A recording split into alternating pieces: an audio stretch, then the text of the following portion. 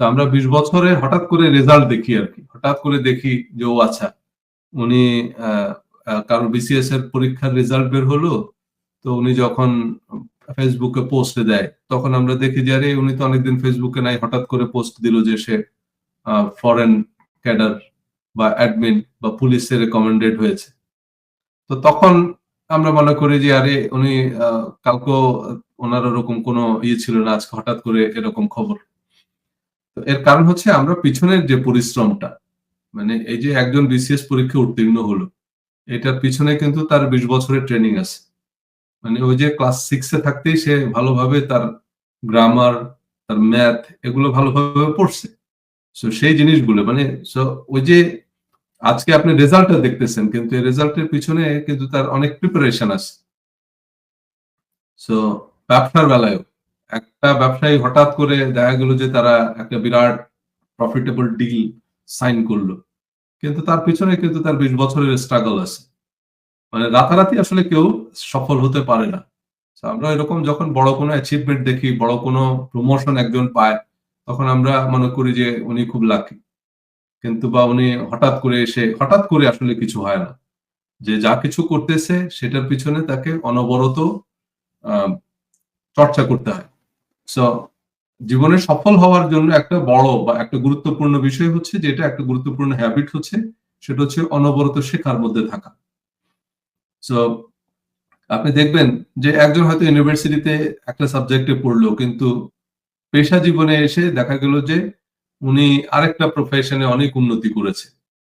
হয়তো উনি ইউনিভার্সিটিতে বা কলেজে পড়ছে হচ্ছে ইতিহাস নিয়ে, কিন্তু পরবর্তীতে দেখা গেল যে উনি অনেক বড় ভিডিওগ্রাফার বা অনেক বড় ফটোগ্রাফার হয়ে গেলেন। তো কিভাবে হলেন? তো এটার উপরে তার উনি একাডেমিক সেভাবে পড়াশোনা নাই, কিন্তু একাডেমিক পড়াশোনা না থাকলেও উনি এই যে ভিডিওগ্রাফি বা ফটোগ্রাফি সেটা একটু একটু করে প্রতিদিন উনি শিখছেন। শিখতে শিখতে একটা সময় গিয়ে দেখা গেল যে উনি সেই বিষয়ের পণ্ডিত হয়ে গেলেন। সো এই কন্টিনিউয়াসলি শেখা, সেটা আপনার যে প্রাতিষ্ঠানিক ডিগ্রি সেগুলোকেও বিট করবে। আর আপনি যদি কন্টিনিউয়াসলি শেখার মধ্যে না থাকেন, তাহলে আপনি দেখবেন যে একজন ইউনিভার্সিটি থেকে যা পড়ছে সেসব পড়া আর ওনার বিশেষ কিছু মনে নেই, বা সেই ফিল্ডে ওনার আসলে উল্লেখযোগ্য কোনো মানে সেই ফিল্ডে ওনার তেমন কোনো ভূমিকাও নাই, উপসংহারও নাই, এরকম। কারণ হচ্ছে সেই জিনিসটা উনি প্র্যাকটিস করেন না, তাই না? এরকম আমি নিজেও পড়াশোনা করছি ইন্টারন্যাশনাল রিলেশনসে, কিন্তু সেই জায়গায় আসলে আমার সেই রকম কোনো কন্ট্রিবিউশন নাই, কারণ আমি পরবর্তীতে চলে আসছি মার্কেটিং। সো আমি কখনোই নিজেকে ইন্টারন্যাশনাল রিলেশনস এর এক্সপার্ট মনে করি না, যদিও আমার সেই বিষয়ে 2টা ইউনিভার্সিটি ডিগ্রি আছে। আমার কাছে 2টা সার্টিফিকেট আছে যেখানে লেখা আছে ব্যাচেলর অফ ইন্টারন্যাশনাল রিলেশনস বা master of international relations, but আমি নিজেকে কখনোই ইন্টারন্যাশনাল রিলেশনস এর মাস্টার মনে করি না। হ্যাঁ, অন দি আদার হ্যান্ড আমি নিজেকে দাবি করি যে আমি মার্কেটিং এক্সপার্ট। কারণ হচ্ছে মার্কেটিং নিয়ে আমার প্রচুর পড়াশোনা করতে হয়েছে। এই যে আমার পিছনে অনেক বই দেখেন, এগুলো বেশিরভাগই হচ্ছে মার্কেটিং রিলেটেড। সো যদিও সেই বিষয়ে আমার কিন্তু মানে ওই রকম উল্লেখযোগ্য কোনো মানে ইউনিভার্সিটিতে মানে মেইন পড়াশোনা আমার মার্কেটিং নিয়ে না, বা কমার্স নিয়ে না, বিজনেস নিয়ে না। পরে আমিও একটা এমবিএ করেছি, এক্সিকিউটিভ এমবিএ।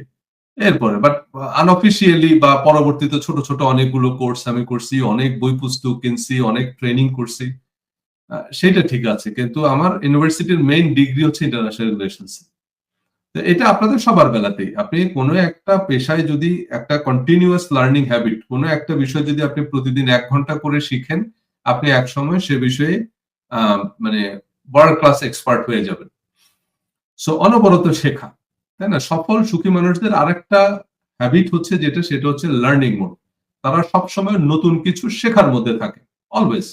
মানে এইটা তাদের একটা হ্যাবিট, রুটিন, প্রতিদিন যে আমার এভরিডে অন্তত 2 ঘন্টা থাকবে যেদিন আমি আমার পেশা বা আমার প্রফেশন রিলেটেড আমি কিছু পড়াশোনা করব, আমি কিছু ট্রেনিং করব, আমি কিছু ভিডিও দেখব যেটা আমার পেশা বা আমার প্রফেশনের সাথে রিলেটেড। সো এটা হচ্ছে সাফল্যের একটা অন্যতম গুরুত্বপূর্ণ এলিমেন্ট। সো এটা হচ্ছে সফল মানুষদের একটা হ্যাবিট, তাই না? আমরা সবাই জানি ওই যে আমির খানের একটা বিখ্যাত সংলাপ আছে যে এটা কাবেল বন, মানে আপনি যদি কাবেল হন, কামিয়াবি আপনার পিছনে ছুটবে। সো এটাই। এখন আমরা যদি প্রতিদিন এরকম ২ ঘন্টা করে আমাদের পেশা রিলেটেড পড়াশোনা করি, আমাদের পেশা রিলেটেড যদি আমরা ট্রেনিং করি, তাহলে আমরা একটা সময় কাবেল হয়ে যাবো। আর কাবেল হয়ে গেলে আমাদের পিছনেই এমপ্লয়াররা ছুটবে। সাকসেস আমাদের পিছনে ছুটবে যদি আমরা আমাদের যোগ্যতা অর্জন করি। সো এই কাবেল লোক নাই পৃথিবীতে। সবাই সফল হতে চায়, কিন্তু এক্সপার্ট লোক আসলে পাওয়া যায় না। আপনি যদি এমপ্লয়ার হন তখন আপনি বুঝবেন যে ভাই মেয়ে আছে প্রচুর, কিন্তু পাত্রী খুঁজে পাওয়া যায় না। হ্যাঁ, এরকম ছেলে আছে প্রচুর, কিন্তু পাত্র খুঁজে পাওয়া যায় না। যখন খুঁজতে যাবেন তখন দেখবেন যে প্রবলেম আছে। তো এরকম আপনি এই যে আমি আমাদের ফিরোজ ভাইকে আমি বলে রাখছিলাম যে ফিরোজ ভাই আমাকে একটা ভালো ভিডিও এডিটর দেন। তো উনিও খুঁজে টুজে পাইল না। তাহলে দেখেন, অথচ অনেকে বলে যে জব নাই, জব নাই, জব নাই, কিন্তু আপনি যখন ভালো ভিডিও এডিটর খুঁজতে যাবেন তখন দেখবেন যে খুঁজে পেতেছেন না। অথচ ভিডিও এডিটিং শিখতে কতক্ষণ লাগে? খুব বেশি কিছু না। কিন্তু ওই যে বললাম অ্যাটিটিউড এন্ড অ্যাপটিটিউড মিলিয়ে আপনি পারফেক্ট একটা লোক খুঁজে পাবেন না। সো এজন্য আমাদেরকে প্রতিদিন যদি আমরা একটু, এই যে আপনি বললেন যদি আপনি ভিডিও এডিটর হতে চান, আপনি প্রতিদিন ২ ঘন্টা করে যদি ভিডিও এডিটিং এর টিউটোরিয়াল দেখেন, আপনি ৬ মাসের মধ্যে মানে একেবারে ওয়ার্ল্ড ক্লাস ভিডিও এডিটর হয়ে যেতে পারবেন। Just 6 month. 6 মান্থ আপনি যদি প্রতিদিন মনে করেন যে আমি যত ব্যস্ত থাকি প্রতিদিন আমি ২ ঘন্টা করে ভিডিও এডিটিং এর টিউটোরিয়াল দেখব এবং একটা সফটওয়্যার নামিয়ে আমি কিছু ভিডিও আমার নিজের মতো করে প্র্যাকটিস করব। YouTube থেকে জাস্ট আমি একটা ভিডিও নামালাম, নামিয়ে একটু আমার মতো করে আমি সেটাকে এডিট করলাম। কেটে কুটে আমি বিভিন্ন ফুটেজ, ইফেক্ট যোগ দিয়ে, যেমন ধরেন আমার এই যে লাইভ ভিডিওটাই আছে, এটাই আপনি নামিয়ে এটাকে একটু প্র্যাকটিস করলেন। যে উনি তো লাইভে বলছে এটার মধ্যে ইফেক্ট ছিল না, আমি বিভিন্ন রকমের আফটার ইফেক্ট যোগ করে আমি এটা প্র্যাকটিস করি। এইভাবে আপনি যদি টিউটোরিয়াল দেখেন এবং ৬ মাস যদি আপনি প্র্যাকটিস করেন, ৬ মাসের মধ্যে আপনি এক্সপার্ট হয়ে যাবেন। এবং এরপরও যদি আপনি কন্টিনিউয়াসলি প্রতিদিন ২ ঘন্টা করে করেন, after 2 years, after 3 years, after মানে 5 ইয়ার্স আপনি দেখবেন যে আপনার পিছনে মানুষ ছুটতেছে। আপনি অ্যাপয়েন্টমেন্ট দিয়ে কুলাবেন না। আপনি একদম গুরু হয়ে যাবেন এই লাইনে। সো এটা শুধু ভিডিও এডিটিং এর বেলায় না, এটা যেকোনো প্রফেশনের বেলায়। আপনি অর্থনীতি প্রতিদিন ২ ঘন্টা করে পড়তে থাকেন। আপনি সে বিষয়ে দেখবেন যে বড় বড় অর্থনীতিবিদদেরকেও বিট করতে পারবেন। আপনার অর্থনীতিতে ডিগ্রি থাকার দরকার নেই। সো জি, ৬ মাসে প্রতিদিন ১ ঘন্টা করে যদি করেন, হ্যাঁ? যেকোনো একটা কাজ, তাহলে আপনি এক্সপার্ট হয়ে যাবেন। এরপরেও যদি আপনি মনে করেন যে না আমি আরো ভালো করতে চাই, যে হলিউডের এই ভিডিও গুলো কিভাবে এডিট করে সেটা, তারপরে আরো যেগুলো আছে না ভিএফএক্স, সেসব আমি শিখবো। প্রতিদিন যদি এরকম আপনি কন্টিনিউ করতে থাকেন, ৬ মাসের মধ্যে দেখবেন যে আপনার পিছনে হলিউড ছুটতেছে। যে আপনি আসেন। আপনাকে, কারণ আপনি যদি এক্সপার্ট হন, এক্সপার্ট ভিডিও এডিটর তো হলিউডেরও দরকার হয়। সো এটা জাস্ট একটা উদাহরণ দিলাম। কিন্তু এক্সপার্ট লোক পাওয়া যায় না। আপনি যখন খুঁজবেন তখন আপনি দেখবেন যে এক্সপার্ট লোক আসলেই খুব শর্ট। মানে এক্সপার্ট লোকের সংখ্যা খুব কম। কিন্তু আমরা আমাদের এক্সপার্টিজ এর পিছনে বিনিয়োগ করি না। একবার এক কাঠুরিয়া, মানে শক্তিশালী কাঠুরিয়া, সে একটা কাঠ কাটার কোম্পানিতে চাকুরি নিল। তো তার বেতন এবং অন্যান্য সুবিধা দিতে ভালো ছিল, ভালো জব। সো সে তার প্রাণপণ চেষ্টা করলো যে সে যেন অনেক বেশি কাঠ কাটতে পারে। সো তার যে ম্যানেজার তাকে ওই কাঠের এরিয়া দেখিয়ে দিল আরকি, যে এই জায়গায় তুমি গাছ কাটবা।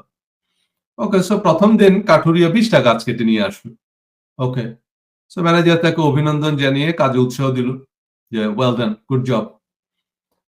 এবং পরের দিন কাঠুরিয়া কঠোর পরিশ্রম করলো, কিন্তু সে মাত্র ১৮ টা গাছ কাটতে পারলো। তারপরের দিন ১৫ টা। এভাবে দিন দিন তার মানে গাছ কাটার পরিমাণ কমতে থাকলো। কিন্তু সে চেষ্টার কোনো ত্রুটি করতেছে না। সে কঠোর পরিশ্রম করতেছে। কিন্তু সে বুঝতেছে না কারণটা কি। শেষে সে তার ম্যানেজারকে গিয়ে বলল যে, "আমি আসলে খুব আন্তরিকতার সাথে চেষ্টা করতেছি, আমি কঠোর পরিশ্রম করতেছি, কিন্তু আমি বুঝতেছি না কেন আমার এই আউটপুট কমতেছে। আমি ১ম দিন যেখানে ২০ টা গাছ কাটলাম, সেখানে আস্তে আমার গাছ কাটার পরিমাণ কমতে এটা এখন ১০-১২ টায় নেমে যাচ্ছে। কারণটা কি?" তখন ম্যানেজার তাকে জিজ্ঞেস করলো, বলে যে, "শেষ কবে তুমি তোমার কুঠারে শান দিয়েছো? মানে তোমার কুঠারে ধার দিছো কবে শেষ?" তখন সে বলল যে, "দেখো আমি আসলে গাছ কাটা নিয়ে এত ব্যস্ত যে কুঠারের ধার দেওয়ার সময়ই পাই না।" তো ম্যানেজার বলল যে, "সমস্যাটা এই জায়গায়। তুমি গাছ কাটা নিয়ে ব্যস্ত হইলে তো হবে না। তোমাকে আগে সময় বের করে তোমার কুঠারে ধার দিতে হবে। তোমার যদি কুঠারে ধার না থাকে, তুমি যত চেষ্টাই করো, আল্টিমেটলি তুমি বেশি গাছ কাটতে পারবা না। তাহলে একটা গাছ কাটার পরে তুমি একটু সময় নিয়ে তোমার কুঠারে ধার দাও। কুঠার ধারালো হইতে হবে, না হলে তুমি অনেক পরিশ্রম করেও গাছ কাটতে পারবা না। সো এইটাই হচ্ছে আমাদের বেশিরভাগ মানুষের বেলায় সমস্যা। সেটা হচ্ছে আমরা বেশিরভাগ মানুষ আমাদের কাজ নিয়ে এত ব্যস্ত যে আমরা কুঠারে শান দেওয়ার সময় পাই না। কুঠারে শান না দিলে হবে না, আপনি আউটপুট পাবেন না। সো এজন্যই আমাদের কাজের দুনিয়া দ্রুত পরিবর্তনশীল, পেশা এবং কর্মক্ষেত্রে আশঙ্কাজনক গতিতে সম্প্রসারিত এবং সংকুচিত হচ্ছে। দেখুন আমাদের এই যে কাজের জায়গাগুলো, যেই কাজেই আমরা থাকি না কেন, এই যে আমি বললাম যে আমি যখন আমার মার্কেটিং এ ক্যারিয়ার শুরু করি তখনকার মার্কেটিং আর এখনকার মার্কেটিং এ আসমান জমিন তফাৎ। আমরা একটা সময় মনে করতাম যে মার্কেটিং মানে হচ্ছে একটা 100% ক্রিয়েটিভ একটা ফিল্ড। সো এখানে অবশ্যই যে হিউম্যান ক্রিয়েটিভিটি, কারণ এটা তো আসলে প্রযুক্তি দিয়ে করা যাবে না। মানে মার্কেটিং এমন একটা জিনিস, এইটাকে প্রযুক্তি রিপ্লেস করতে পারবে না। কিন্তু আমরা এখন দেখতেছি যে মার্কেটিং এই প্রযুক্তির ব্যবহার হচ্ছে সবচেয়ে বেশি। দেখুন এই যে এআই রীতিমতো ডমিনেট করতেছে in the field of marketing. So there are over 10,000 marketing software out there. মানে মার্কেটিং এর সফটওয়্যার আছে প্রায় 10,000 এর উপরে। সো ইমেল মার্কেটিং সফটওয়্যার বলেন, সোশ্যাল মিডিয়া মার্কেটিং সফটওয়্যার বলেন। সো মার্কেটিং এ এখন টেকনোলজি সবকিছু আপনার এই যে ওয়েবসাইটে যা কিছু লেখা হচ্ছে, মার্কেটিং অ্যাডভার্টাইজিং বিভিন্ন রকমের এই যে বিজ্ঞাপনের কপি কি হবে, আগে আমরা কত বসে বসে চিন্তা করতাম যে অ্যাড এর কপি কি হবে, এখন এআই লিখে দিচ্ছে।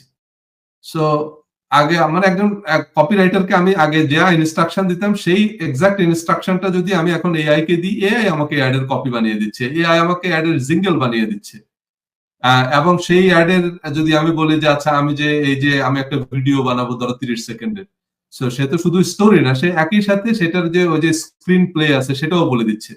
মানে একটা অ্যাড তৈরি করার সময় যারা ফটোগ্রাফার বা ভিডিওগ্রাফার আছে তারা আগে সিকোয়েন্স গুলো রেডি করে নেয় যে আমার এই এরকম এরকম ফ্রেম হবে, মানে ওই যে সিনেমার মধ্যে থাকে না দৃশ্য, এত নম্বর দৃশ্য এত নম্বর দৃশ্য, সেগুলো এআই আপনাকে বানিয়ে দিচ্ছে যে আপনি কিভাবে কিভাবে পুরো সিনেমাটা শুট করবেন, কিভাবে এডিট করবেন, এভরিথিং সবকিছু। এই যে থাম্বনেইল গুলা আগে কত সময় নিয়ে আমাদের থাম্বনেইল বানাইতে হইতো, এই যে আজকের ভিডিওর যে আমি থাম্বনেইলটা দিলাম এটা এআই ক্রিয়েট করছে, তাই না, ক্রিয়েটেড বাই এআই।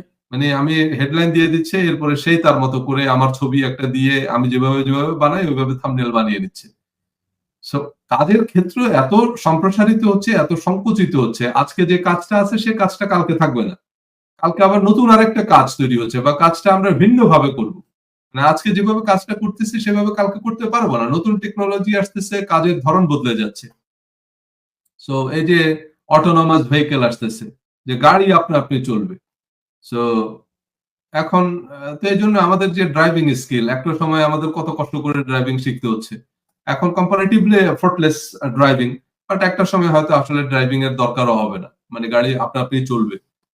এখনো হয়তো অনেক পুরনো গাড়ি আছে সেগুলোর জন্য পুরোপুরি অটোনোমাস হওয়া সম্ভব না, বাট একটা সময় যখন সবগুলোই অটোনোমাস ভেহিকেল হয়ে যাবে তখন হয়তো সিটি পুরনো গাড়িগুলো ব্যান করে দিয়ে সবগুলো গাড়ি যদি অটোনোমাস ভেহিকেল হয় তখন আপনার ড্রাইভিং আর করা লাগবে না, আপনি ড্রাইভিং সিটেও বসে থাকতে পারবেন, গাড়ি নিজের মতোই চলবে। সো এইটা হচ্ছে গিয়ে বিষয়। এখন আমাদের এই যে কাজের দুনিয়া প্রতিদিন নিয়ত পরিবর্তন হচ্ছে, প্রায় প্রতিটা কাজে আপনার প্রয়োজনীয় স্কিলে দ্রুত মানে দ্রুততর গতিতে পরিবর্ধন, সংযোজন এবং বিয়োজন আসছে, তাই না? আমাদের কাজের যে স্কিল সেটা সময়ের সাথে সাথে পরিবর্তন হচ্ছে। ফোর্বস ম্যাগাজিনের এক প্রতিবেদনে বলা হয়েছে যে মানুষের জ্ঞান গড়ে প্রতি 13 মাসে দ্বিগুণ হয়। মানে এটা ফোর্বস ম্যাগাজিন একটা রিসার্চ করে বলছে যে মানুষের যে জ্ঞান বা মানে সারা পৃথিবীতে মানে নলেজ যে পরিমাণ আছে সেটা প্রতি 13 মাসে ডাবল হয়, মানে নতুন নলেজ জেনারেট হচ্ছে। এবং আইবিএম এর ভবিষ্যৎবাণী অনুযায়ী আগামী কয়েক বছরে তথ্যের পরিমাণ প্রতি 11 ঘন্টায় দ্বিগুণ হবে।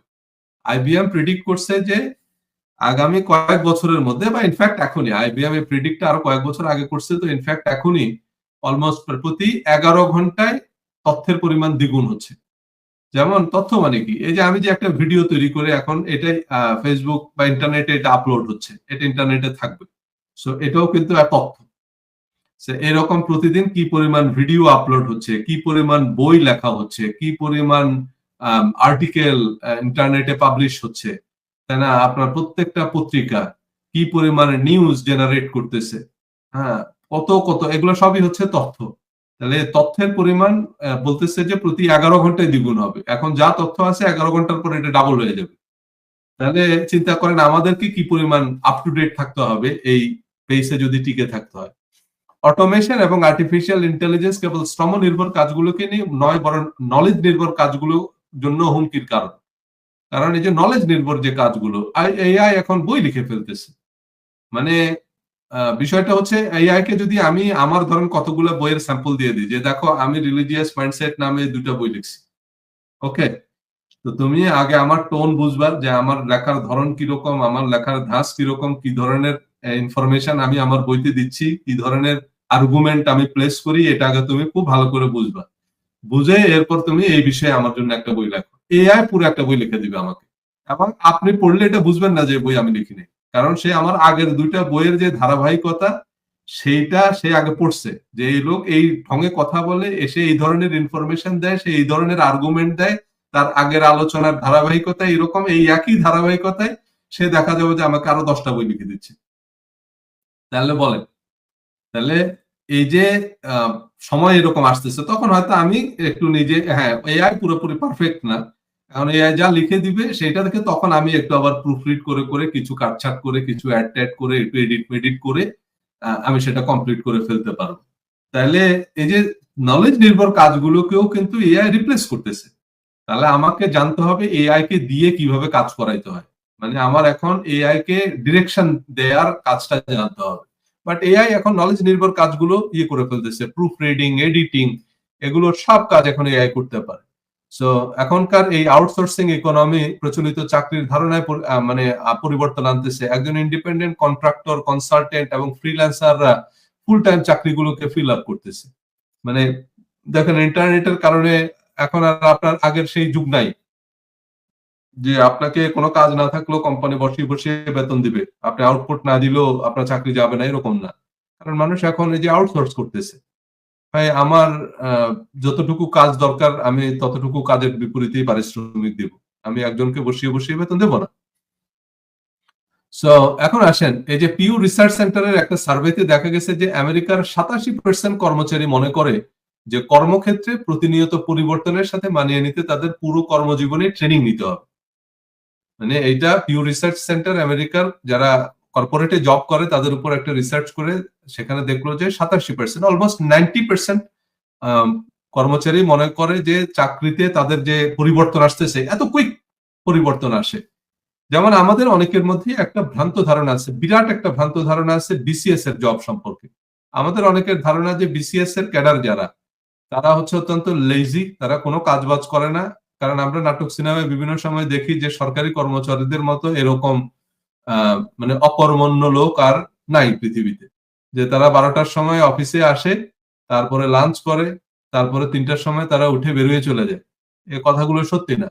একজন ম্যাজিস্ট্রেটের যে পরিমাণ কাজ, একজন পুলিশ মানে এসপি যে পরিমাণ ব্যস্ত থাকতে হয়, তাদের কোনো উইকেন্ড নেই, তাদের কোনো 9টা 5টা নাই। তারা সেই ফজর থেকে শুরু করে একদম এশার নামাজের পরেও তাদের কাজ করতে হয়, অমানবিক পরিশ্রম করে। সো অত্যন্ত কঠোর পরিশ্রমের কাজ এগুলো, যেটা আমরা মনে করি। কারণ হচ্ছে সরকারি চাকরির সেসব ধারণা বদলে গেছে। হ্যাঁ, কিছু কিছু জায়গা আছে, কিছু কিছু জায়গা আছে সেটা অবশ্য একটু এক্সেপশন তো আছেই, মানুষ তো আর খালি খালি সেগুলো বলে না। কিন্তু তারপরেও সব জায়গায় কাজের প্রেশার আছে, মানে যে পরিমাণ লোকবল আছে কাজ তার থেকে বেশি। এবং সব জায়গাতেই এখন অটোমেশন আসতেছে, কম্পিউটারাইজড হয়ে যাচ্ছে সবকিছু। সো নতুন নতুন অনেক ট্রেনিং কিন্তু সরকারি কর্মকর্তাদের নিতে হয়, প্রতিনিয়তই তাদেরকে নতুন নতুন স্কিল ডেভেলপ করতে হয়। এইটা সরকারি কর্মকর্তাদের তো করতেই হয়, বেসরকারি কর্মকর্তাদের তো এটাই রুটিন, প্রতিনিয়তই তাদেরকে হচ্ছে আপনার ট্রেনিং নিতে হয়। মানে ট্রেনিং ট্রেনিং ট্রেনিং এর কোনো বিকল্প নেই। সো এটা আপনার একটা লাইফ টাইম একটা হ্যাবিট ডেভেলপ করে ফেলতে হবে যে আমাকে প্রতিদিন অন্তত 2 ঘন্টা করে শিখতেই হবে। এটা যদি করতে থাকেন আপনি আপনার চাকরি জীবনে এগিয়ে থাকবেন। নতুন নতুন স্কিল ডেভেলপ করতে হবে। জেফ্রি সেলিঙ্গোর একটা বই আছে, there is life after college. Jeffrey Selingo উনি একটা বই লিখছে, there is a life after college. আমরা মনে করি যে আমাদের যা শেখার আমরা কলেজ থেকে শিখবো। কলেজ থেকে আসলে আপনি শিখবেন খুব বেশি কিছু না। কলেজে আপনাকে যে জিনিসটা করা হবে সেটা হচ্ছে আপনি যে শিখতে পারেন এটার একটা সার্টিফিকেট আপনাকে দেওয়া হবে যে you have a learning ability, you are a you are certified as an learner. যে আপনার একটা লার্নিং হ্যাবিট আছে বা আপনার একটা লার্নিং অ্যাবিলিটি আছে, you are capable of learning something. মানে আপনাকে যদি ট্রেনিং দেওয়া হয়, আপনাকে যদি ইনস্ট্রাকশন দেওয়া হয়, তাহলে আপনি একটা কিছু শিখতে পারবেন। এইটাই আপনাকে সার্টিফাই করে কলেজ, নট নেসেসারিলি। যেমন ধরেন পিএইচডি, আমরা মনে করি পিএইচডি মানে উনি জ্ঞানের মহাসমুদ্র। পিএইচডির কাজ এটা না। পিএইচডি হচ্ছে গবেষণার একটা ডিগ্রি। সো আপনার যদি একটা পিএইচডি ডিগ্রি থাকে, তার মানে গবেষণা কিভাবে করতে হয় সেটা আপনি জানেন। মানে গবেষণার একটা গ্রামার আছে। গবেষণা মানে হচ্ছে প্রথমত চিন্তা। গবেষণার দুইটা দিক, একটা হচ্ছে কোয়ালিটেটিভ আর একটা হচ্ছে কোয়ান্টিটেটিভ। দুইটা মিলে হয় রিসার্চ। সো অনেকগুলো তথ্য উপাত্ত আমি বিভিন্ন জায়গা থেকে পেলাম, এরপরে সেগুলোকে নিয়ে আমার চিন্তা করতে হবে যে এটা এরকম কেন হলো, এরকম কেন হলো না। এইটার সাথে অন্যান্য আরো দুনিয়ার সবকিছু জিনিসকে মিলিয়ে চিন্তা করে আমি একটা কনক্লুশন ড্র করব। তো সেটার জন্য আমাকে চিন্তা করতে হবে। সো চিন্তা করতে পারার যে সামর্থ্য, মানে চিন্তারও একটা গ্রামার আছে। চিন্তা আপনি বসে বসে এরকম জিম মেরে বসে থাকলে সেটা চিন্তা করা বলে না। চিন্তার একটা গ্রামার আছে, চিন্তার একটা নিয়ম আছে। হ্যাঁ, সো সেই নিয়ম আপনি জানেন। আপনি গবেষক মানে হচ্ছে আপনি জানেন কিভাবে বিভিন্ন জায়গা থেকে তথ্য সংগ্রহ করতে হয় এবং সেই তথ্যগুলোকে আপনার চিন্তা ভাবনা করে একটা নতুন জিনিস আপনি আবিষ্কার করলেন, নতুন একটা তথ্য আপনি দিলেন, নতুন একটা কনক্লুশন, আপনি নতুন একটা প্রশ্নের উত্তর দিলেন যে এইটা এই কারণে হচ্ছে। সো এখন ওই জেফ্রি সেলিঙ্গু যে কথাটা বলছে যে ভবিষ্যতে, ওনার বইতে বলছে যে there is a life after college. So উনি ভবিষ্যৎবাণী করছেন যে ভবিষ্যতে বেশিরভাগ মানুষের জন্য উচ্চশিক্ষা এমন হবে না যেটা আমরা 18 বছর বয়সে শুরু করি এবং 22 বছর বয়সে শেষ করি। মানে আমরা উচ্চশিক্ষা বলতে কি বুঝি, যে 18 বছর বয়সে আমি কলেজে ঢুকবো, 22 বছর বয়সে আমি কলেজ থেকে একটা ডিগ্রি নিয়ে বের হবো, এরপর আমি উচ্চশিক্ষিত। মানে উচ্চশিক্ষার কনসেপ্টটা এখন আর আসলে সেরকম নাই। তাহলে উচ্চশিক্ষাটা কি হবে, বরং কলেজ হবে আজীবন শেখার একটা শুরু মাত্র। কলেজ আপনাকে ট্রেনিং দিয়ে দিবে যে কিভাবে একটা নতুন জিনিস শিখতে হয়। ফর এক্সাম্পল, আমি যখন ওই যে বললাম আপনাকে যে আমি ইন্টারন্যাশনাল রিলেশনসে পড়ছি, কিন্তু আমি নিজেকে ইন্টারন্যাশনাল রিলেশনসের এক্সপার্ট মনে করি না। তাহলে ইন্টারন্যাশনাল রিলেশনসে পড়ে আমার লাভ কি হলো? ইন্টারন্যাশনাল রিলেশনসে আমার লাভ হলো এটা যে ইন্টারন্যাশনাল রিলেশনস ডিপার্টমেন্টে আমি যখন ভর্তি হই, তখন এই বিষয়ে আমার কোনো ধারণাই ছিল না। কারণ ইন্টারন্যাশনাল রিলেশনস বা ডিপ্লোমেসি এমন একটা সাবজেক্ট যেটা কলেজে পড়ানো হয় না। আর আমি পড়ছি হলো তার আগে মাদ্রাসায়। সো সেখানে তো এইসব কোনো টার্ম, জার্গন, ভোকাবুলারি এসব কিছুই আমি জানতাম না। মানে ইন্টারন্যাশনাল রিলেশনসে আমাদেরকে যে হিস্ট্রি পড়ানো হয় সেটা শুরুই হচ্ছে 1919 সাল থেকে। মানে ফার্স্ট ওয়ার্ল্ড ওয়ারের পর থেকে আমাদের এখন যে পৃথিবীতে আমরা বসবাস করি, এই পৃথিবীর সূচনাই হচ্ছে মানে প্রথম বিশ্বযুদ্ধের পর থেকে। তার আগের যে পৃথিবী, সেই পৃথিবীর সাথে এখনকার পৃথিবীর কোনো সম্পর্ক নাই বা যোগসূত্র নাই। সেই পৃথিবী বিলুপ্ত হয়ে গেছে। সেই পৃথিবীতে যারা পরাশক্তি ছিল তারা এখন আর নাই। সো পৃথিবীর মানচিত্র বদলে গেছে, পৃথিবীতে রাষ্ট্র ব্যবস্থা, বিশ্ব ব্যবস্থা বদলে গেছে, অর্থ ব্যবস্থা বদলে গেছে। সো আগের পৃথিবীর কোনো রেলেভেন্স এখনকার পৃথিবীতে নাই। সে কারণে ইন্টারন্যাশনাল রিলেশনস এর স্টুডেন্টরা সেসব আপনি পড়তে পারেন, আপনার মনের আনন্দের জন্য পড়তে পারেন, বাট সেসবের কোনো ইফেক্ট নাই আর কি এখনকার পৃথিবীতে। ওই যে আমরা পড়তাম না স্কুলে যে present perfect tense. Present perfect tense মানে হলো অতীতে একটা কাজ হয়েছে কিন্তু সেটার ইফেক্ট এখনো পর্যন্ত বর্তমান আছে। আর যেটার ইফেক্ট বর্তমান নাই সেটা হচ্ছে পাস্ট পাস্ট টেন্স হয়ে গেছে। সেটার পারফেক্ট প্রেজেন্ট পারফেক্ট টেন্সের মধ্যে নাই। সো ফার্স্ট ওয়ার্ল্ড ওয়ারের আগ পর্যন্ত পৃথিবীতে যা ঘটছে এগুলা সব পাস্ট টেন্স। এগুলার কোনো ইফেক্ট এখনকার পৃথিবীতে নাই। এগুলো এমনি ইতিহাস আপনি পড়তে পারেন মনোরঞ্জনের জন্য, যে চেঙ্গিস খান বা আরো আরো আকবর। কিন্তু এই আকবরের কোনো ইতিহাস এখন আর নাই, আকবরের কোনো বাহিনীও এখন আর নাই, আকবরের কোনো রাজনৈতিক দলও নাই, তার কোনো মতাদর্শ নাই এখনকার পৃথিবীতে। এগুলোর কোনো ইফেক্ট। সো ইফেক্ট হচ্ছে ওই যে ধরেন 47-এর যে দেশ ভাগ হলো, তারপরে কি হলো, এরপরে হলো এই অঞ্চলের রাজনীতি। যে ভারত পাকিস্তান হলো, সেখান থেকে বাংলাদেশ হলো, এখান থেকে আপনার পড়া শুরু। এর আগের গুলা, ফার্স্ট ওয়ার্ল্ড ওয়ারের আগের গুলো আপনার না পড়লেও চলবে। সো আমরা সাধারণভাবে সেসব জিনিসগুলো সেভাবে আমাদের পড়া হতো না। তো ইউনিভার্সিটিতে যখন আমি ভর্তি হলাম, কমপ্লিটলি একেবারে মানে ইন্টারন্যাশনাল রিলেশনস এর কিছুই আমি জানি না। বা ইনফ্যাক্ট আমরা যতজন সেখানে ভর্তি হয়েছি আমরা কিছুই জানি না, নো আইডিয়া। সো কোনো টার্ম, জার্গন, ভোকাবুলারি, কোনো থিওরিজ কিছুই আমরা জানি না। এটার কোনো হিস্ট্রি, ব্যাকগ্রাউন্ড কোনো ধারণাই নেই আমাদের। কিন্তু তারপরে সেখানে আমাদেরকে প্রথমে এই ইন্টারন্যাশনাল রিলেশনস এর প্রিন্সিপাল পড়ানো হলো, কিছু থিওরিজ পড়ানো হলো, কিছু হিস্ট্রি পড়ানো হলো। এই আস্তে আস্তে আমাদের জ্ঞান আসা শুরু হলো। এই একটু একটু করে বোঝা শুরু করলাম। তারপরে কি বললো যে তোমার যদি তুমি ইন্টারন্যাশনাল রিলেশন পড়তে চাও, এটা যদি ভালোভাবে বুঝতে চাও, তাহলে তোমার পলিটিক্যাল সায়েন্স পড়তে হবে।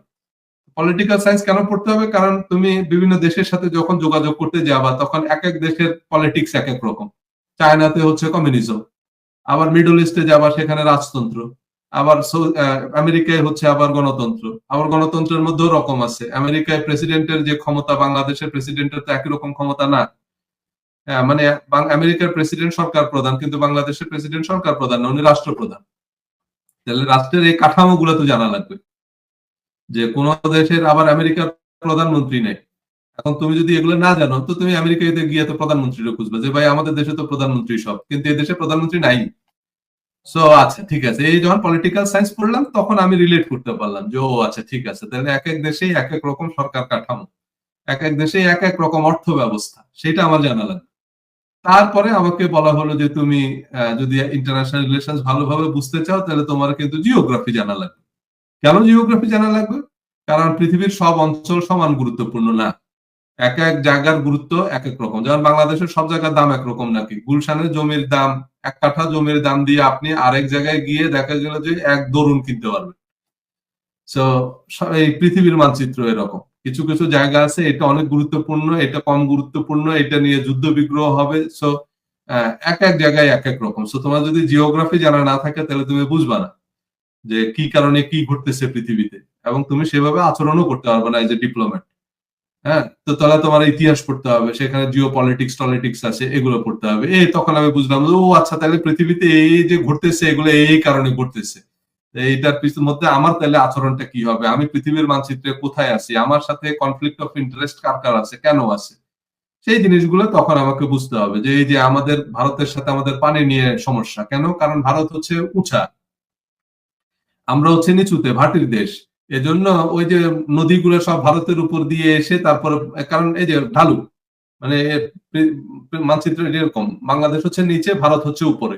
তো এই যে নদীর যে বরফ গলা পানি, এটা আস্তে আস্তে গড়ায় গড়ায় বাংলাদেশের উপর দিয়ে গিয়ে বঙ্গোপসাগরে পড়তেছে। আর ভারত যদি এখানে বাদ দিয়ে আটকায় দেয়, তাহলে আমি আর পানি পাবো না, কারণ আমি তো নিচে।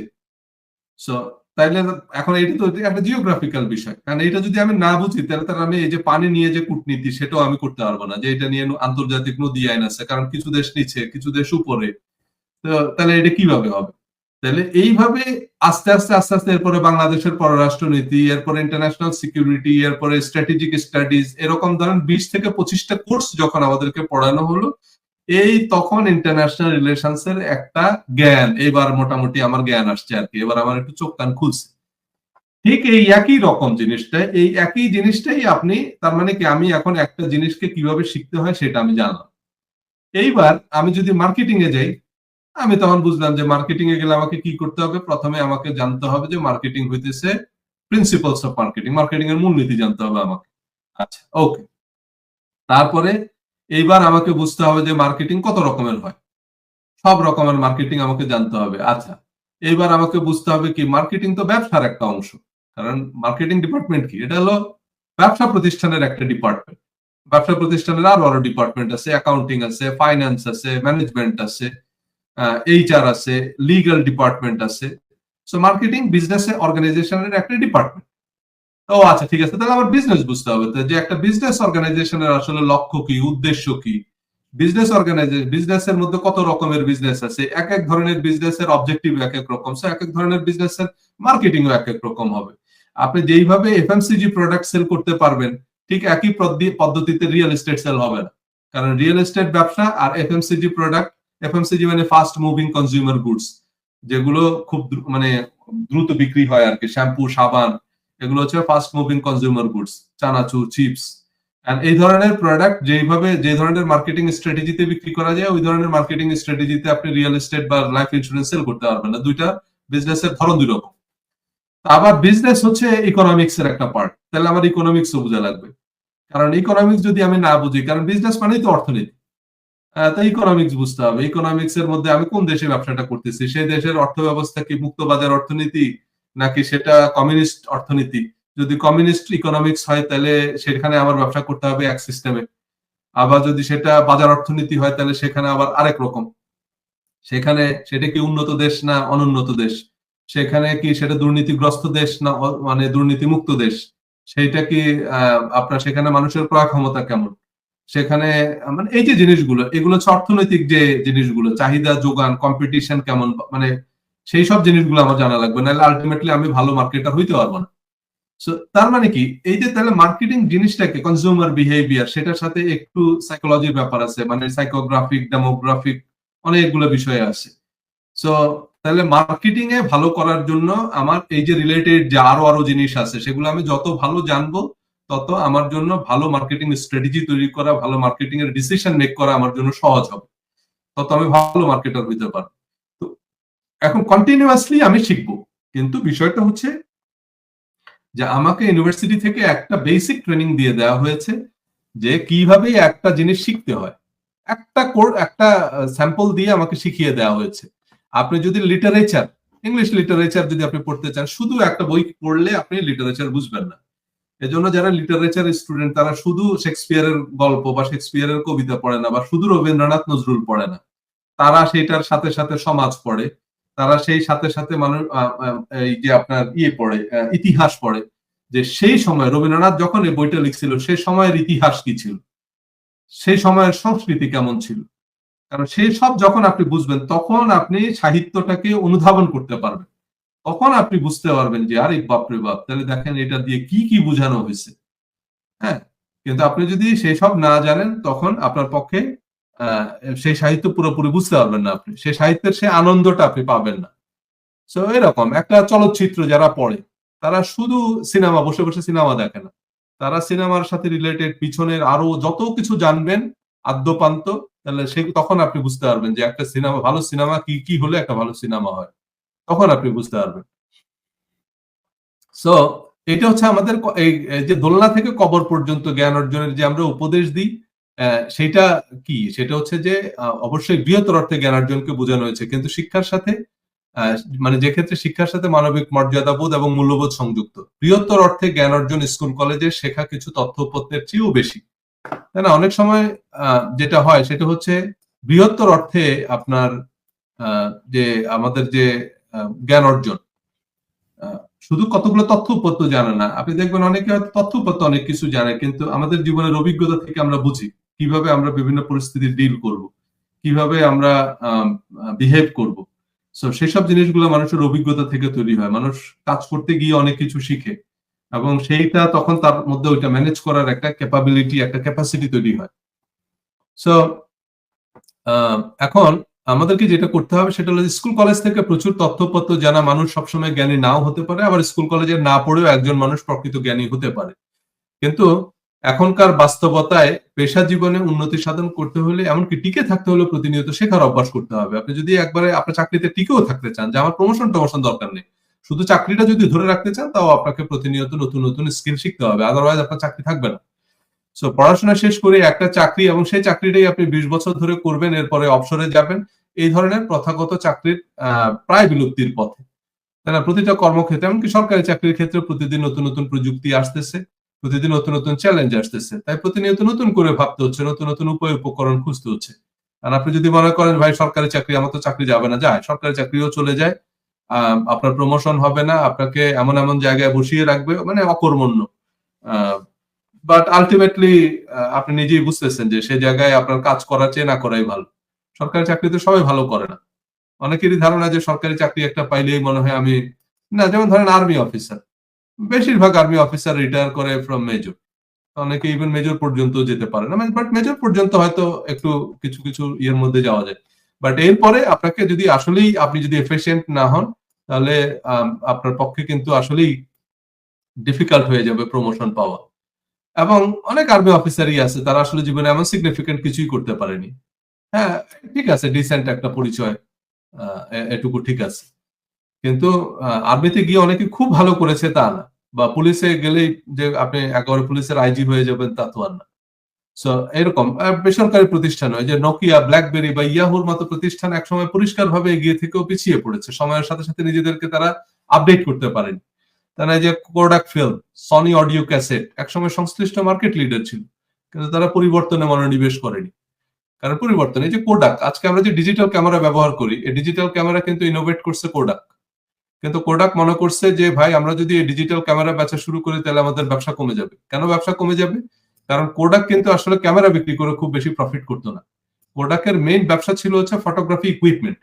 আপনার এই যে একটা ওই যে আগে যে ক্যামেরাগুলো ছিল ওইটার মধ্যে যে ফিল্ম থাকতো একটা, মানে নামও তো ভুলে গেছি। ফিল্মই বলে এটাকে, হ্যাঁ, এরকম ফিল্ম কিনে নিতে হইতো একটা। ওটার মধ্যে ৩০-৩৫টার মতো ছবি উঠতো। সো সেটা আবার ডেভেলপ করার জন্য আবার কিছু ইকুইপমেন্ট দরকার হতো। বিভিন্ন রকমের ছিল, মেশিনারিজ ছিল। সো সেটা ওই যে স্টুডিওদের কাছে থাকতো। সব স্টুডিওতে ডেভেলপ করার মেশিনারিজ থাকতো না। সো সেটার জন্য আবার আলাদা প্রতিষ্ঠান ছিল। সো সেসব ইকুইপমেন্ট মানে সেসব যন্ত্রপাতি কোডাকি তৈরি করতো। তো সেখানে গিয়ে আপনার ওই ফিল্মটা ডেভেলপ করা লাগতো। সো ডেভেলপ করতে আবার আলাদা পয়সা। তখন ওই যে নেগেটিভ, আমরা ওটাকে নেগেটিভ বলতাম ওরকম। সো ওই নেগেটিভটা ডেভেলপ করে দিত। সেইটা থেকে আপনি আবার ছবি প্রিন্ট করবেন। ওই যে ছবি প্রিন্ট করার যে কাগজটা, সেটাও কোডাক বানাইতো। মানে কোডাকের মেইন ব্যবসা ছিল হচ্ছে এই যে ফটোগ্রাফির সাথে রিলেটেড যে পেপার, মানে ফটো পেপার, তারপরে ফটোর অ্যালবাম, মানে ফটো গুলো কোথায় রাখবেন, এটা তো একটা অ্যালবামে সাজিয়ে রাখতে হবে। সো ফটোর অ্যালবাম, তারপর হচ্ছে ফটো পেপার, ফটোর ডেভেলপ করার যে মানে ফিল্ম, তারপর হচ্ছে ফটো ডেভেলপ করার যেসব মেশিনারিজ, এগুলা তারা তৈরি করতো। তো তারা চিন্তা করলো যে আমরা যদি এখন ডিজিটাল ক্যামেরা বিক্রি করি তাহলে তার মানুষ আমাদের ফিল্ম কিনবে না, আমাদের এই ফটো পেপার কিনবে না, অ্যালবাম কিনবে না, এগুলো থেকে আমাদের কোটি কোটি টাকার বিজনেস হচ্ছে। সো তারা আলটিমেটলি এই ডিজিটাল ক্যামেরা বাজারে আনেনি, কিন্তু শেষ পর্যন্ত এই ডিজিটাল ক্যামেরার মার্কেটে নিয়ে আসছে ক্যানন, এবং ক্যানন তখন পুরো মার্কেট লিডার হয়ে গেল। ক্যানন, তারপর হচ্ছে সনি, এরা ডিজিটাল ক্যামেরা নিয়ে আসছে মার্কেটে। সো নাও দে আর মার্কেট লিডার। এখন সেই কোডাক কিন্তু নাই, মানে কোডাকের এখন আর বেল নেই। সো কারণ হচ্ছে তারা এইসব প্রযুক্তি নিয়ে আসতে পারেনি মার্কেটে। ঠিক একই রকম ভাবে ব্ল্যাকবেরি বা সনি অডিও ক্যাসেট, আপনি দেখেন সনির একসময় অডিও ক্যাসেট ছিল। তো সনি কিন্তু চাইলেই পারতো যে আমরা এই যে এখন যেরকম আমরা আইপড বলি, বা এই যে মানে ডিজিটাল যে গান শোনার যে ইয়েগুলো, সেগুলো তারা নিয়ে আসতে পারতো, কিন্তু তারা নিয়ে আসেনি। তারা মনে করছে যে আমাদের যারা একবার আমাদের এই অডিও ক্যাসেট বিক্রি করে সনির বেশি ব্যবসা হতো। সো তারা মনে করছে যে আমরা যদি ওয়াকম্যান বা ক্যাসেট প্লেয়ার যেটা, সেটা বিক্রি করতো, এবং এরপর তারা ক্যাসেট বিক্রি করে মেনলি ইনকাম করতো। কারণ আমরা যে ক্যাসেট কিনতাম এগুলো হচ্ছে সনি তৈরি করতো। সো একসময় সংশ্লিষ্ট মার্কেটে তারা লিডার ছিল। তারপরে স্যামসাং মোবাইল মার্কেটে আসার সময় সবচেয়ে বেশি বিনিয়োগ করা হচ্ছে গবেষণা এবং উন্নয়ন বিভাগে। আপনি এই যে স্যামসাং কিভাবে নকিয়াকে তারা বিট করছে, স্যামসাং যখন মার্কেটে আসে তারা সবচেয়ে বেশি বড় বিনিয়োগ করছে হচ্ছে রিসার্চ এন্ড ডেভেলপমেন্টে। অনেক বড় বড় সায়েন্টিস্টদেরকে তারা এনে নিয়োগ দিচ্ছে, মার্কেটিং এটা সেটা, যে কিভাবে আমরা কি করতে পারি। তারা সব রিসার্চ করে করে করে করে এমন পজিশনিং তৈরি করছে যে স্মার্টফোন মার্কেটে এখন স্যামসাং হচ্ছে লিডার। অথচ স্যামসাং এর আগে ফোনের ব্যবসায় ছিল না, আপনার ফোনের ব্যবসায় লিডার ছিল বলতে গেলে নোকিয়া। তাহলে প্রতিদিনই নতুন নতুন সমস্যা আসতেছে, নতুন নতুন প্রযুক্তি, নতুন নতুন প্রতিযোগী, নতুন নতুন প্রত্যাশা, তাই না? এই বাস্তবতায় তারাই সফল হবে যারা প্রতিনিয়ত নতুন কিছু শেখার অভ্যাস তৈরি করে। প্রতিনিয়ত যারা নতুন কিছু শিখতে চায় তারা হচ্ছে এই প্রতিযোগিতায় টিকে থাকবে, তাই না? প্রতিটা কর্মক্ষেত্রে, এমনকি সরকার, মানে এই যে আমরা যে জিনিসগুলো দেখতেছি, আমাদের এই একটা অভ্যাস ডেভেলপ করতে হবে। একটা জমিতে যদি আপনি ফসল ফলাতে চান, সে জমি চাষ করতে হবে এবং প্রতিনিয়তই চাষ করতে হবে। একবার চাষ করলেন আর প্রতি বছর ফল পাওয়া যাবে? প্রতি বছর সেখান থেকে ফসল আসবে না যদি আপনি একবার চাষ করেন। আপনাকে প্রতি বছর সেই জমিটা আবার নতুন করে চাষ করতে হবে। পেশাদার অ্যাথলেটরা তাদের শক্তির জায়গাগুলোকে প্রতিনিয়ত আরো শক্তিশালী করে তোলে অনুশীলনের মাধ্যমে। আপনি দেখেন যারা ফুটবল খেলে তারা প্রতিদিন ওই এমন কিছু এক্সারসাইজ করে যাতে তাদের পায়ের শক্তিটা বাড়ে, কারণ তা না হলে তারা ওইরকম পাওয়ারফুল শট নিতে পারবে না। যারা বোলার তারা ওই এমন কিছু এক্সারসাইজ তারা করে যাতে তাদের হাতের শক্তি থাকে, নাহলে তারা ওই পেস বোলিংটা করতে পারবে না। সো প্রতিনিয়ত আপনাকে এক্সারসাইজ করতে হবে। তেমনি সফল মানুষরা প্রতিনিয়ত তাদের নতুন স্কিল ডেভেলপ করে, নতুন কিছু আত্ম উন্নয়নের সময় ব্যয় করে। এই অভ্যাসগুলো ডেভেলপ করতে পারলেই আপনি আপনার কর্মক্ষেত্রে বা পেশা জীবনে আপনি অপ্রতিরোধ্য হয়ে উঠবেন। প্রতিটা ক্ষেত্রেই যারা শীর্ষস্থান ধরে রেখেছে তারা মানে সবসময় নতুন কোর্স, বই, সেমিনার, ওয়ার্কশপ, মিট আপ, এসবে তারা আগ্রহী। কারণ প্রতিনিয়তই আপনাকে নতুন নতুন কিছু জিনিস শিখতে হবে। তো এই যে একটা কথা আছে যে আপনার পছন্দের বিষয়ে প্রতিদিন ১ ঘন্টা করে পড়লে ৩ বছরে আপনি আপনার পেশার শীর্ষে পৌঁছাবেন। আপনি যদি প্রতিদিন ১ ঘন্টা করে পড়েন তাহলে আপনি ৩ বছরে আপনি আপনার পেশায় শীর্ষে পৌঁছাবেন। মানে প্রতিদিন ১ বছর ১ ঘন্টা করে যদি পড়েন, মানে মোটামুটি আপনি আপনার পেশায় একবার শীর্ষস্থানীয় যারা আছে, যেমন ধরেন আপনি যদি একজন ব্যাংকার হন, প্রতিদিন আপনি ব্যাংকিং নিয়ে যদি ১ ঘন্টা করে পড়েন, আপনি দেশের মোটামুটি ওয়ান অফ দি টপ ব্যাংকার হয়ে যাবেন। মানে প্রমিনেন্ট ব্যাংকার, যে ব্যাংকিং আপনার থেকে ভালো বোঝে না। ব্র্যান্ডিং আরেক জিনিস, আগে আপনাকে কাবেল হইতে হবে, তারপরে হচ্ছে আপনার অ্যাডভার্টাইজিং। কাবেল না হয়ে অ্যাডভার্টাইজিং করে আপনি এক জায়গায় পৌঁছাইলেও সেখান থেকে ধপাস করে পড়ে যাবেন। কিন্তু আপনি যদি কাবেল হন, একসময় দেখবেন যে আপনার পরিচিতি ছড়াবে, আপনি একসময় গুণী মানুষ হিসাবে স্বীকৃতি পাবেন, আপনাকে বিভিন্ন টিভি চ্যানেল ডাকবে ব্যাংকিং বিষয়ে কথা বলার জন্য। তো 3 বছরের মধ্যে আপনি শীর্ষে পৌঁছাবেন। এবং এরপরে যদি আপনি আরো ধরে রাখেন যে প্রতিদিন আমি 1 ঘন্টা করে ব্যাংকিং নিয়ে পড়বো, যে সারা পৃথিবীতে কিভাবে ব্যাংক, কোনো ইউনিভার্সিটিতে কোর্স না, এর বাইরেও প্রতিদিন ব্যাংকিং রিলেটেড বই পুস্তক পড়বেন, চিন্তা করবেন যে এটা কেন হলো, এভাবে কেন হলো, ব্যাংকিং নিয়ে পত্রিকায় যেসব নিউজ বেরোচ্ছে সেগুলো নিয়ে পড়বেন, সেগুলো কতখানি সত্যি, কতখানি কাল্পনিক, কতখানি মিথ্যা, কতখানি উদ্দেশ্য প্রণোদিত, সেসব নিয়ে আপনি বলতে থাকেন ফেসবুকে, স্ট্যাটাস লিখতে থাকেন। এবং সেগুলো নিয়ে আপনি চিন্তা করেন যে, এবং তখন আপনি দেখবেন যে আস্তে আস্তে আপনার এক্সপার্টিস বাড়তেছে। এবং এটা যখন করবেন 5 বছরের মধ্যে আপনি আপনার পেশায় দেশ বরেণ্য ব্যক্তি হয়ে উঠবেন। যে আপনি প্রতিদিন যদি 1 ঘন্টা করে পড়েন, 5 বছরের মধ্যে আপনি আপনার পেশায় দেশ বরেণ্য ব্যক্তি হয়ে উঠবেন। একদম ওই যে ইব্রাহিম খালেদের মতো, যে ব্যাংকিং সেক্টরের বিশেষজ্ঞ মানে আপনি 2-1 জনের মধ্যে পড়বেন, আপনাকে ডাকবে টিভি চ্যানেলগুলো এই বিষয়ে বক্তব্য দেওয়ার জন্য। এবং এই 1 ঘন্টা করে যদি আপনি পড়তে পারেন, 7 বছরে আপনি আপনার পেশায় বিশ্ব বরেণ্য ব্যক্তি হয়ে উঠবেন। মানে 7 বছরে আপনি একজন ওয়ার্ল্ড ক্লাস এক্সপার্ট। যে এবার আপনাকে নিয়ে আপনার আর্টিকেল ছাপানো হচ্ছে পৃথিবীর বিভিন্ন দামি দামি ম্যাগাজিনে, আপনাকে ডাকা হচ্ছে সেখানে কথা বলার জন্য, কারণ আপনি এক্সপার্ট সে বিষয়ে। সো এজন্য প্রতিদিন 1 ঘন্টা করে আপনার যেই পেশাই হোক, তাই না? এখন এই যে তথ্য প্রযুক্তির যুগে শেখা কিন্তু আগের যে কোনো সময়ের তুলনায় সহজ। গুগল আছে, উইকিপিডিয়া থেকে আমরা যে কোনো তথ্য মুহূর্তের মধ্যে জেনে নিতে পারি। ইউটিউব থেকে এই যে টিউটোরিয়াল, ট্রেনিং, এক্সপার্ট অ্যাডভাইস এগুলো আমরা পাচ্ছি। আর একটু সামান্য পয়সা খরচ করলে অনলাইন অনেক দারুণ কোর্স আছে, যেগুলো আগে অনেক মানে $1,00,000 খরচ করে আপনি একটা এমবিএ করলে আপনি যা শিখতে পারতেন তার থেকে অনেক কম খরচে কয়েকশো ডলারেই আপনি ওই পরিমাণ নলেজ এখন আপনি ইউডেমি থেকে, লিঙ্কডইন প্রিমিয়াম থেকে শিখতে পারেন। কোর্সেরা, ইডিএক্স এসব প্ল্যাটফর্মে যে কোনো বিষয়ক ট্রেনিং আছে। বিজনেস রিলেটেড বলেন, মার্কেটিং রিলেটেড বলেন, finance and accounting, IT, software, programming language, office productivity, personal development, design, photography, music, academic, যে কোনো বিষয়ের উপর আপনি কোর্স পাবেন ইউডেমিতে, লিঙ্কডইন প্রিমিয়ামে, ইডিএক্স এ, কোর্সেরায়। তো সেগুলো একটু প্রফেশনালরা তৈরি করে, অল্প কিছু পয়সা খরচ করে আপনি সেটা পেতে পারেন। ইউনিভার্সিটি গুলোই তৈরি করে। হার্ভার্ড ইউনিভার্সিটির CS50 এই কোর্সটা আপনি ইউটিউবে পাবেন ফ্রি। CS50 মানে হচ্ছে তাদের কম্পিউটার সায়েন্স। সো একটা সময় কম্পিউটার সায়েন্স পড়ার জন্য আপনার বুয়েটে চান্স পাওয়া লাগতো। তা না হলে আপনি কম্পিউটার কোথায় শিখবেন? আপনার কে শিখাবে কম্পিউটার?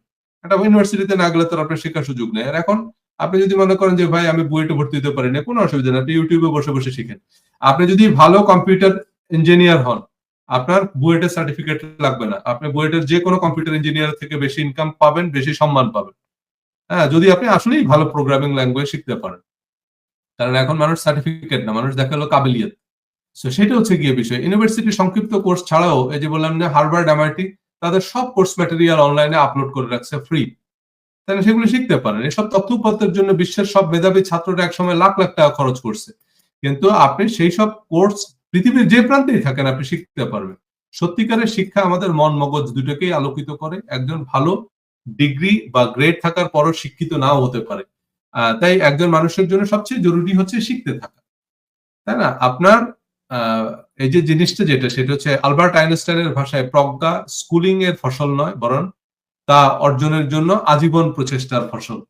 তাই না? এই যে উইজডম, মানে আলবার্ট আইনস্টাইন বলছে যে উইজডম আপনাকে, স্কুল হচ্ছে কোনো নলেজ শিক্ষা দিতে পারবে। তাই না? এটা হচ্ছে নলেজের সাথে উইজডমের পার্থক্য। নলেজ হচ্ছে কিছু তথ্য উপাত্ত যেটা আপনি মুখস্থ করলেন। কিছু তথ্য আপনি পাবেন সব জায়গায়। এই যে যেমন বললাম না, আমাদের এই একটা ফোনের মধ্যে বা সেটার মধ্যে দুনিয়ার সকল তথ্য আছে। সো সকল তথ্য থাকা, আমাদের হাতের মুঠোয় থাকা মানে আমরা সব ওয়াইজ ম্যান, তা তো আর না। কারণ ইনফরমেশন আছে, আমাদেরকে যে কোনো তথ্য জিজ্ঞেস করলেই আমরা সেই তথ্যটা আপনাকে বলে দিতে পারবো। বাট ওয়াইজ কখন হব? যখন সেই তথ্যটাকে আমরা প্রসেস করতে পারবো, যখন সেটাকে আমরা আমাদের হৃদয়ঙ্গম করতে পারবো। তো এজন্য প্রজ্ঞা হচ্ছে যে আপনার আজীবন চেষ্টা করতে হবে যে প্রজ্ঞা অর্জন করার জন্য, আজীবন প্রচেষ্টার ফসল। সেটা হচ্ছে কি আমাদের উইজডম। সো এটা আমাদের আজীবন শেখার চেষ্টা করতে হবে। আমরা কোনো একটা জায়গা থেকে একটা ডিগ্রি নিয়ে নিলাম, সেটার অর্থ আমরা খুব প্রজ্ঞাবান হয়ে গেলাম, তা কিন্তু না। এরকম এজন্যই অনেক সময় আমরা অনেকের নামের আগে যে ডক্টর দেখি, অনেকের নামের সাথে আমরা দেখি অর্থনীতিবিদ, বিভিন্ন রকম বিশেষণ লাগানো থাকে। কিন্তু এরা ওয়াইজ ম্যান না সবাই। তাই না? আবার অনেক ওয়াইজ ম্যান আছে তাদের কোনো ডিগ্রি নেই। হ্যাঁ? সো এর কারণ হচ্ছে যেটা সেটা হচ্ছে তারা আসলে ডিগ্রির পিছনে না। তারা কারণ ওই যে বললাম ডিগ্রিটা এখন আর খুব বেশি একটা ইম্পোর্টেন্ট কিছু না যে একটা ইউনিভার্সিটি থেকে আপনাকে ডিগ্রি নিতে হবে। আপনি আপনার মতো করে শিখতে পারেন। হ্যাঁ, জি। যে আম আপনি আগে কাবেল হন। মানে আপনাকে আগে আ মানে যদি আপনি আ সক্ষম হন, আপনি যদি যোগ্যতা সম্পন্ন হন, সাফল্য আপনার পিছনে দৌড়াবেই।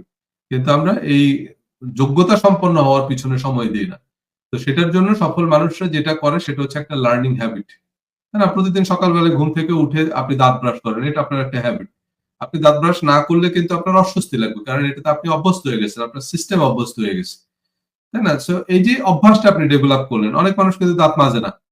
তাই না? পৃথিবীতে বহু মানুষ আছে। তারা ৬ মাসেও দাঁত মাজে না। দেখবেন দাঁত কালো হয়ে রয়েছে তরমুজের বিচির মতো। আছে না? কারণ তার এটাতে অসুবিধা হয় না। কারণ সে আবার ওইটাতে অভ্যস্ত। সো এরকমই আপনি যদি অভ্যাস গড়ে তোলেন যে আমি প্রতিদিন ২ ঘন্টা করে আমার আ যে প্রফেশন সেই প্রফেশন রিলেটেড পড়াশোনা করব। এই হ্যাবিট যদি আপনি ডেভেলপ করেন, আপনি অপ্রতিরোধ্য হয়ে উঠবেন আপনার প্রফেশনে। তাই না? আপনার প্রতিষ্ঠান আপনাকে বেতন তো এমনি বাড়ায় না। আপনার প্রতিষ্ঠান তখনই আপনাকে বেতন বাড়ায় যখন প্রতিষ্ঠান বুঝতে পারে যে এই লোকরে যদি আমি বেতন বেশি না দিই, তাইলে আমার কম্পিটিটর তাকে বেশি বেতন দিয়ে নিয়ে যাবে। তখন আপনার বেতন বাড়ায়। আপনার প্রতিষ্ঠান তো আপনারে সে আপনার কোনো আত্মীয় লাগে না। সে তো আপনার বেআইন না যে সে আপনার এমনি বেতন বাড়াবে। সে তখনই বেতন বাড়ায় যখন সে বুঝতে পারে যে ভাই এই লোকরে যদি আমি বেতন ডাবল করে না দিই তাহলে আমার কম্পিটিটর এসে তাকে ডাবল বেতন দিয়ে নিয়ে যাবে। সো আপনি সেই মানুষটা হন যাতে আপনার ভ্যালু বাড়ে। তখন আপনার এমপ্লয়ার বলবে যে ঠিক আছে আপনার আমরা প্রমোশন দিয়ে দিচ্ছি, আপনাকে চিফ রিপোর্টার বানিয়ে দিলাম, আপনাকে এটা কারণ কি? কারণ সে জানে যে এই লোকের কাবেলিয়াত আছে। এই লোকের যোগ্যতা আছে। সো সেই হচ্ছে গিয়ে বিষয়।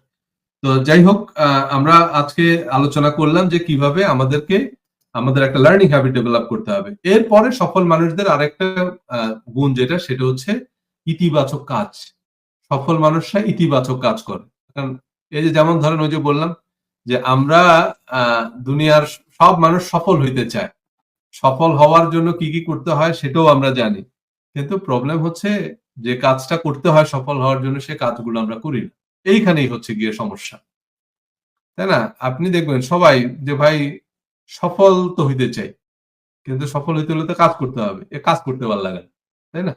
সো এই ইতিবাচক কাজ। এই কাজ করতে ভালো লাগে না। কারোরই ভালো লাগে না। আমারও ভালো লাগে না।